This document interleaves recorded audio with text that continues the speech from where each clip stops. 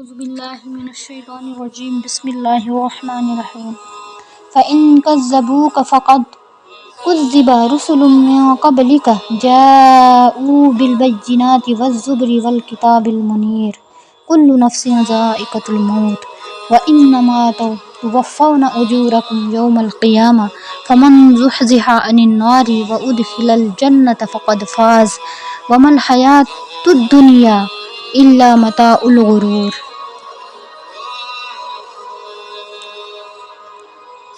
اے پیغمبر صلی اللہ علیہ وسلم، پس اگر آپ کو یہ جھٹلائیں، پس تحقیق کہ انہوں نے جھٹلایا آپ سے پہلے رسولوں کو۔ وہ آئے تھے ان کے پاس لے کے واضح روشن کتاب لے کے آئے تھے، ہدایت لے کے ان کے پاس آئے تھے، لیکن انہوں نے ان کو بھی جھٹلا دیا۔ تو نبی علیہ السلام سے اللہ تعالیٰ نے فرمایا کہ آپ غم نہ کریں کہ یہ آپ کو جھٹلا رہے ہیں، انہوں نے اس سے پہلے بھی رسولوں کو جھٹلایا۔ کل نفس ذائقۃ الموت، ہر ایک نفس کو موت کا مزہ چکھنا ہے۔ آگے فرمایا کہ ان کو مرنا ہے، آخر ان کا حساب میں لوں گا۔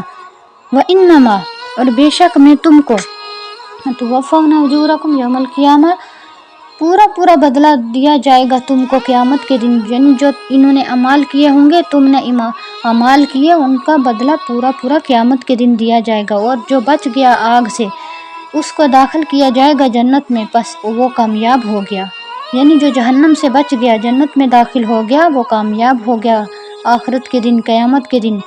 اور نہیں ہے دنیاوی زندگی مگر دھوکے کا سامان، دنیاوی زندگی دھوکے کا سامان ہے۔